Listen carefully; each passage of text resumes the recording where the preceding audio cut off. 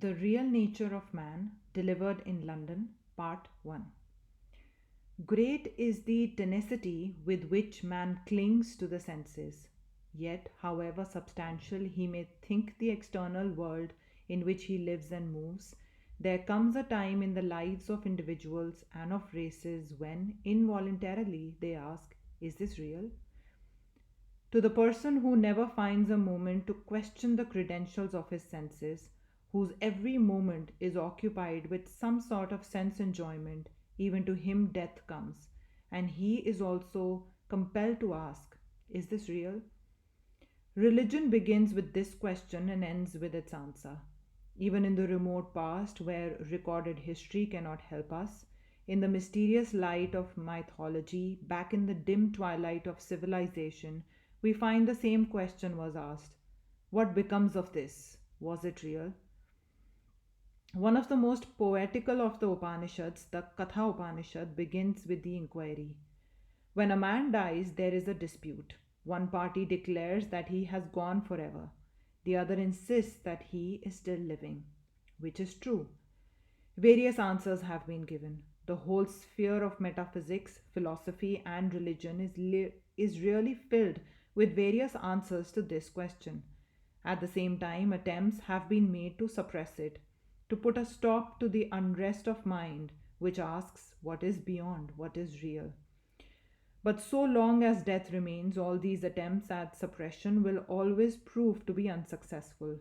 We may talk about seeing nothing beyond and keeping all our hopes and aspirations confined to the present moment, and struggle hard not to think of anything beyond the world of senses. And perhaps everything outside helps us to keep us limited with its narrow bounds. The whole world may combine to prevent us from broadening out beyond the present. Yet, so long as there is death, the question must come again and again. Is death the end of all these things to which we are clinging, as if they were the most real of all realities, the most substantial of all substances? The world vanishes in a moment and is gone, standing on the brink of a precipice, beyond which is the infinite yawning chasm. Every mind, however hardened, is bound to recoil and ask, is this real?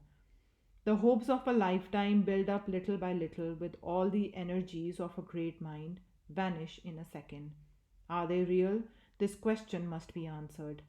Time never lessens its power, and on the other hand, it adds strength to it.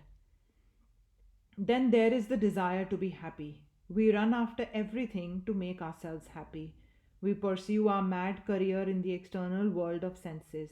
If you ask the young man with whom life is successful, he will declare that it is real, and he really thinks so. Perhaps when the same man grows old and finds fortune ever eluding him, he will then declare that it is fate. He finds at last that his desires cannot be fulfilled. Wherever he goes, there is an adamantine wall beyond which he cannot pass. Every sense activity results in a reaction. Everything is evanescent. Enjoyment, misery, luxury, wealth, power, and party, even life itself, are all evanescent. Two positions remain to mankind. One is to believe with the nihilists that all is nothing and we know nothing, and that we can never know anything either about the future, the past, or even the present. For we must remember that he who denies the past and the future and wants to stick to the present is simply a madman. One may as well deny the father and mother and assert the child.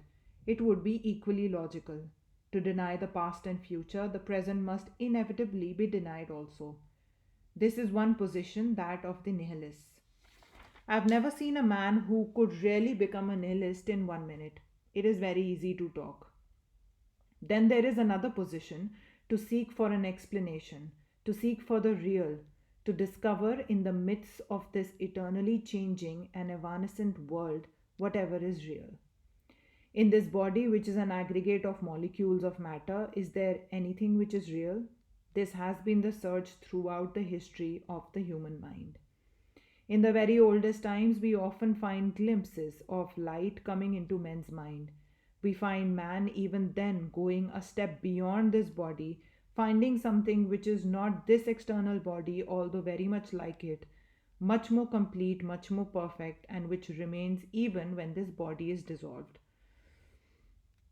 We read in the hymns of the Rig Veda, addressed to the god of fire who is burning a dead body: carry him, O fire, in your arms gently. Give him a perfect body, a bright body. Carry him where the fathers live, where there is no more sorrow, where there is no more death.